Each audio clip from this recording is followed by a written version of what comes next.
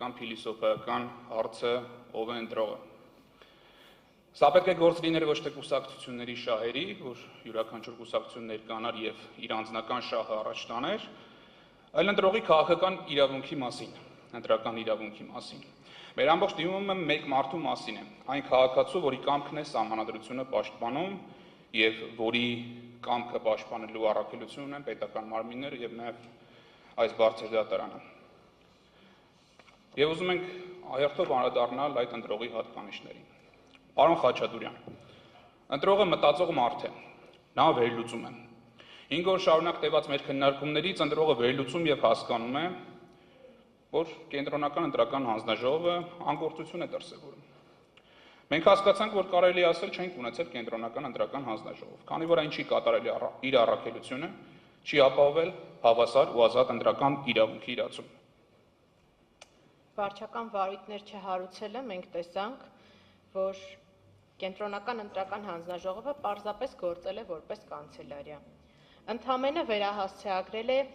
իրեն ուղղված այն դիմումները, որոնց ինքը օրենքով պիտի անդրադառնար, ուղիղ պարտականությամբ։ Ու այստեղ ոչ մի բացատրություն ընդունելի չի, ոչ մի պատճառաբանություն ընդունելի չի, թե քանի բողոք է բողոքարկվել դատական կարգով։ Այստեղ կարևոր է այն արձանագրումը, որ կենտրոնական ընտրական հանձնաժողովը իրականացրել է 0 վարչական վարույթ։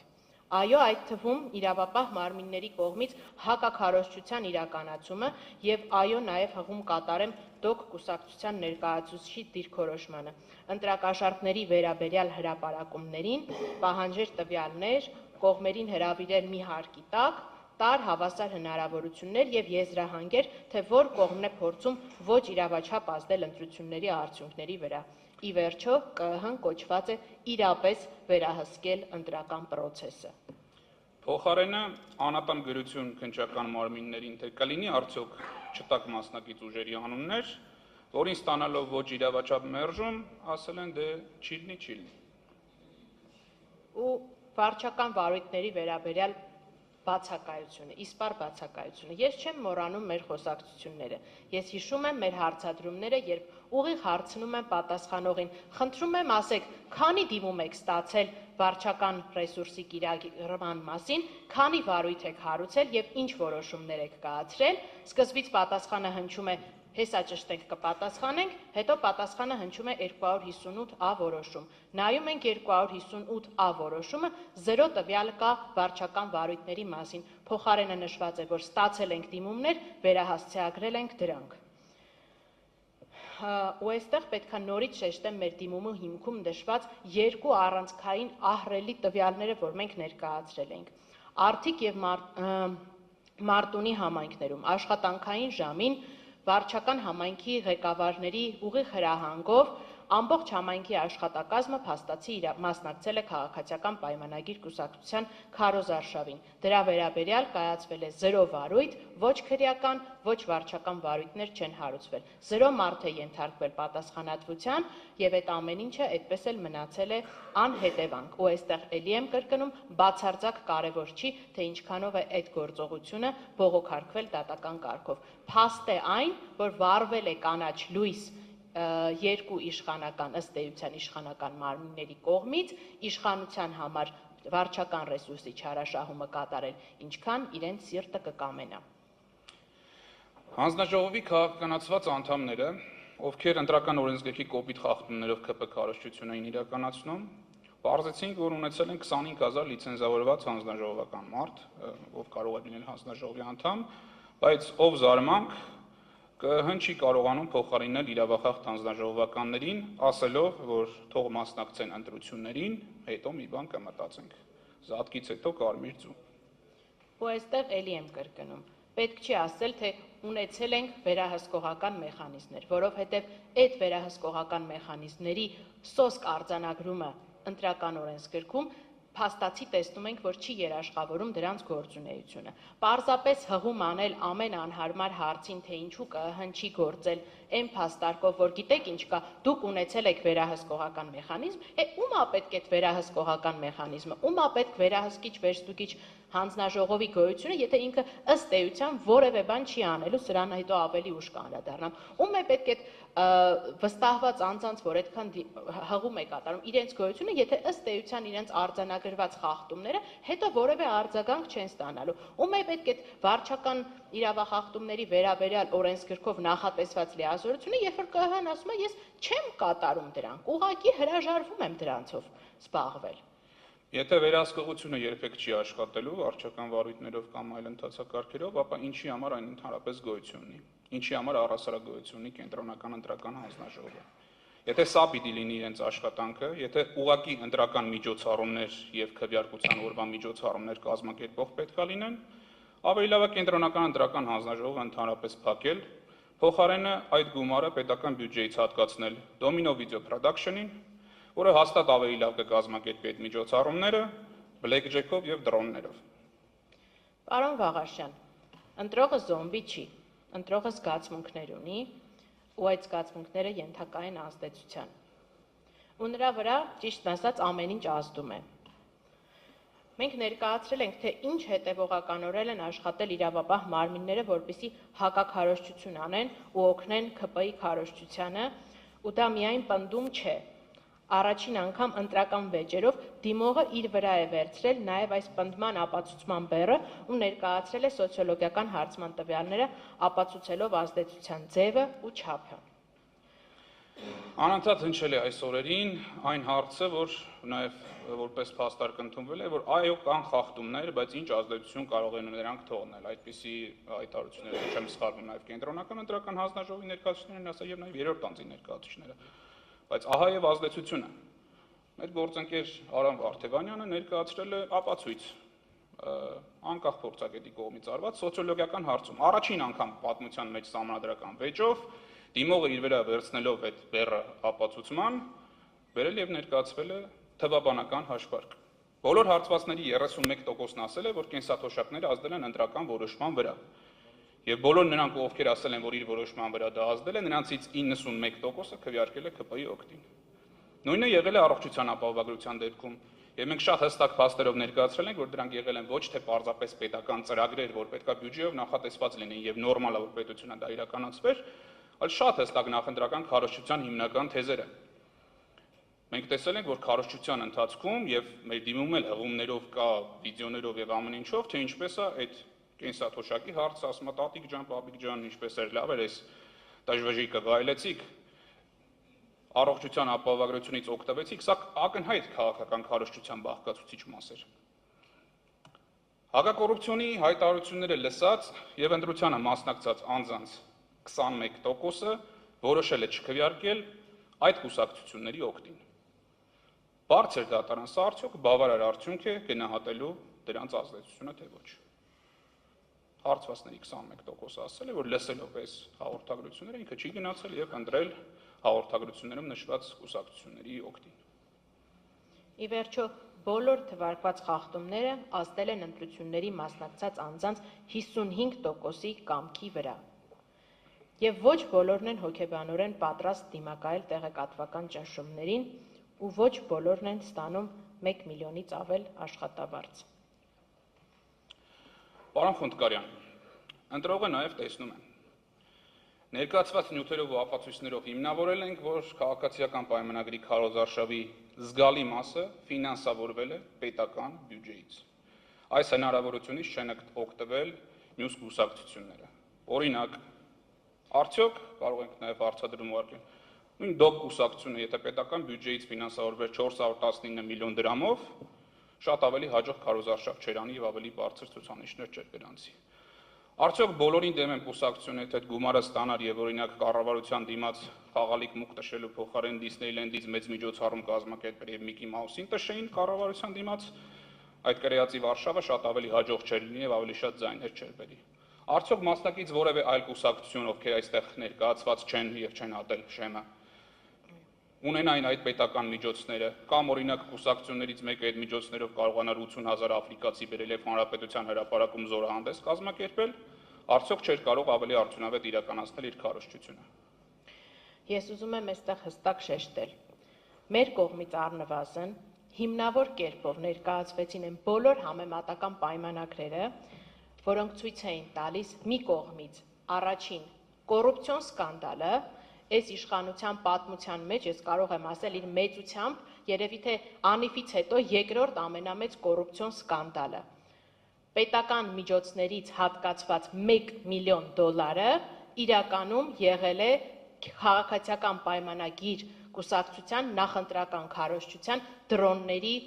փաստացի ծախսը։ Ես դա հիմնավորել եմ ներկայացված պայմանագրերով, ես դա հիմնավորել եմ, որ չէր կարող զորահանդեսի կառավարական օթյակը իր աթոռներով արժենար $1.5 միլիոն, իսկ քաղաքացիական պայմանագիր կուսակցության ճոխ հանրահավաքները էկրաններով և դրոնների շոուներով արժենար ընդամենը $24 միլիոն։ Եվ քաղաքացիական պայմանագրի 1 ամսվա քարոզչության ամբողջ այդ ծախսերը, որոնք պատվիրակել էին այդ կազմակերպությանը,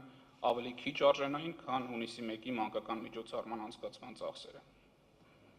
Եվ ես խնդրում եմ և ակնկալում եմ բարձր դատարանից, որ առնվազն այս մասով, որքան էլ որ իմ համար արդեն կանխատեսելի եղավ մեր միջնորդությունները ձեր կողմից չբավարարվելու հետևանքով ձեր ըստ էության վերաբերմունքին այս ծախսերի, այդուհանդերձ ակնկալում եմ, որ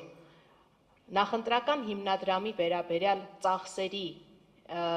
չափը, դրանց ստուգելիությունը, կենտրոնական ընտրական հանձնաժողովի կողմից վերահսկիչ վերստուգիչ ծառայության ավելի լուրջ մոտենալը, ինչ որ չափով ձեր եզրափակիչ ակտով անդրադարձ կկատարվի։ Ի վերջո կսահմանենք այդ կարգավորումները ինքնանպատակ են, թե ինքնանպատակ չեն, արդյոք ենթակա են որևէ կարգով վերահսկման, թե ենթակա չեն։ Ես այստեղ ուզում եմ, քանի որ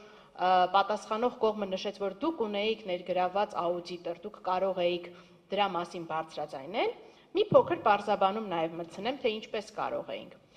Ըստ էության վերստուգիչ վերահսկիչ հանձնաժողովի եզրակացությունը հրապարակվել է 258A որոշման նախորդ օրը 13-ին, երբ դեռ ԿԸՀ պաշտոնական կայքում հրապարակված չեն եղել կուսակցությունների վերջնական հաշվետվությունները։ Այսինքն ըստ էության ամենամեծ ցանկության դեպքում էլ այդ պահի դրությամբ, երբ որ ընտրությունների արդյունքները հրապարակում էին, դիմողներից ոչ մեկը հնարավորություն չուներ ուսումնասիրելու այդ հաշվետվությունները եւ պարզել դրանցում կան արդյոք կասկածելի ծախսեր, թե չկան։ Եվ այս պարագայում մենք գտնում ենք, որ պատշաճ ապացուցման գործընթաց չիրականացնելով, վկա չհրավիրելով եւ չփարատելով են կասկածները, որ առնվազն $1 միլիոն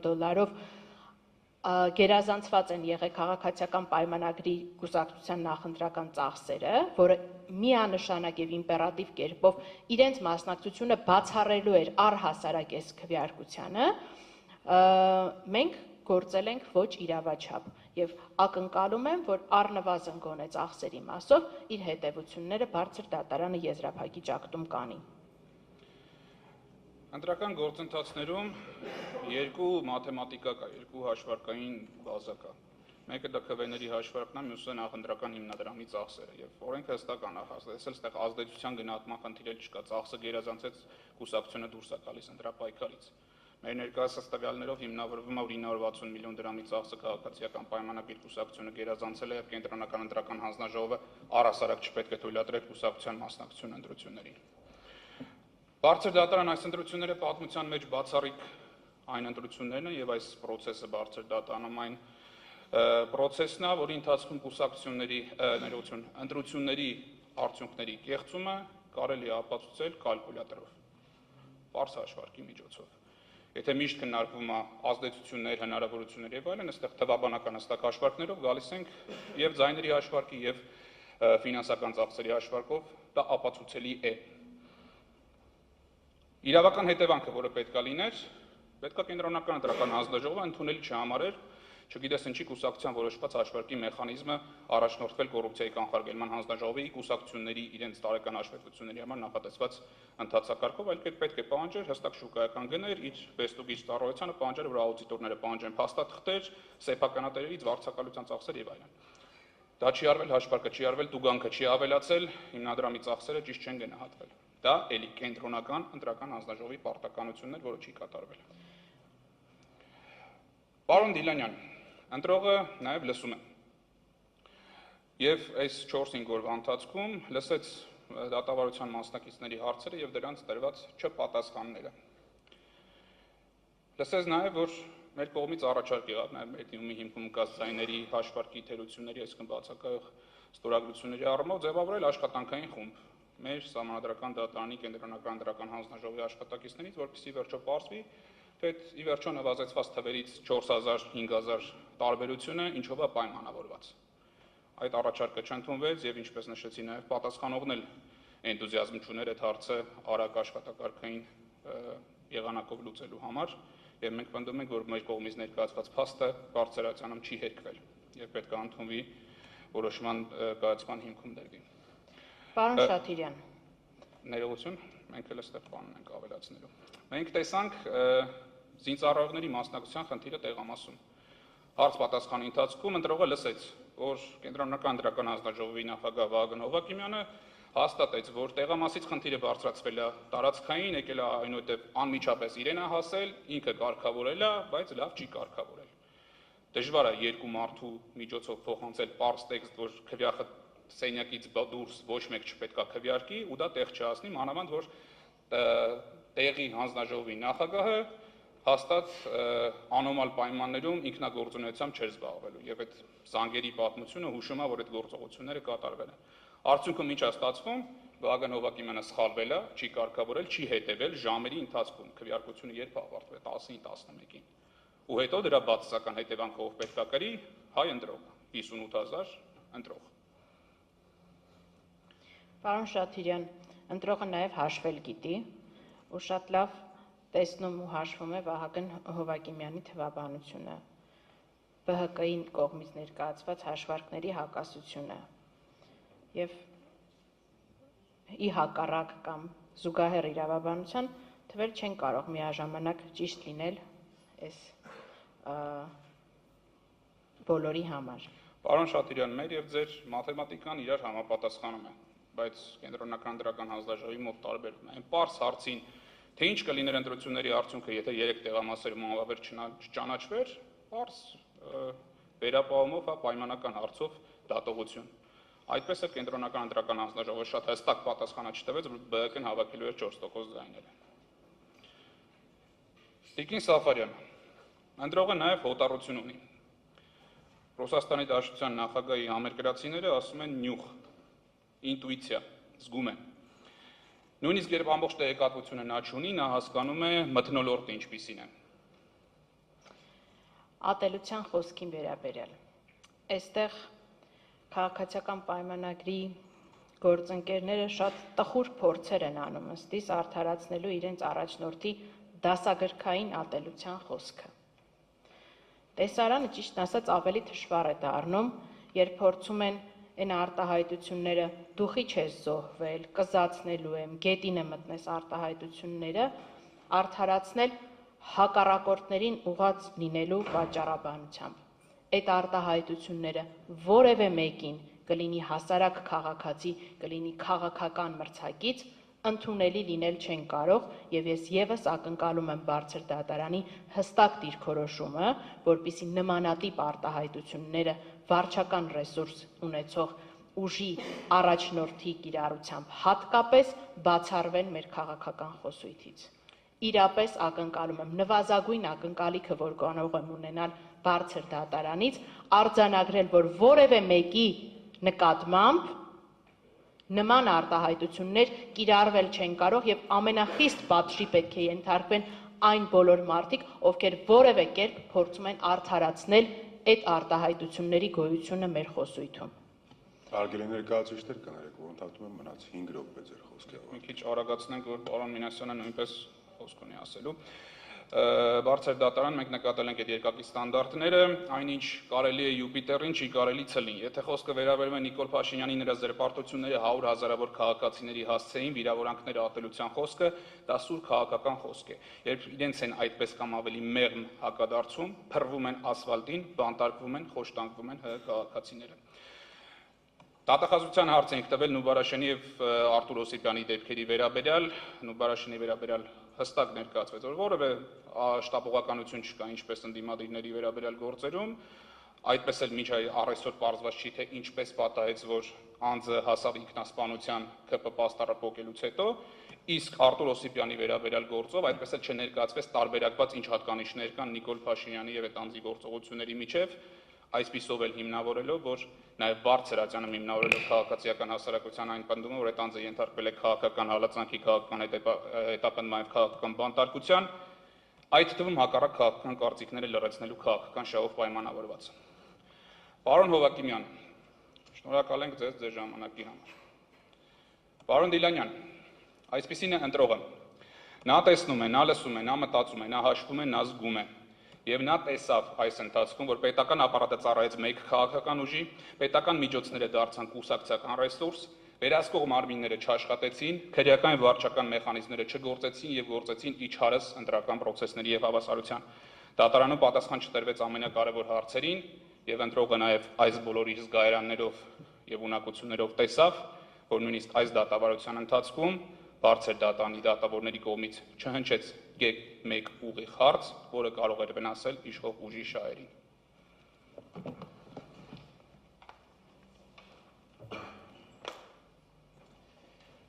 Բարձր դատարան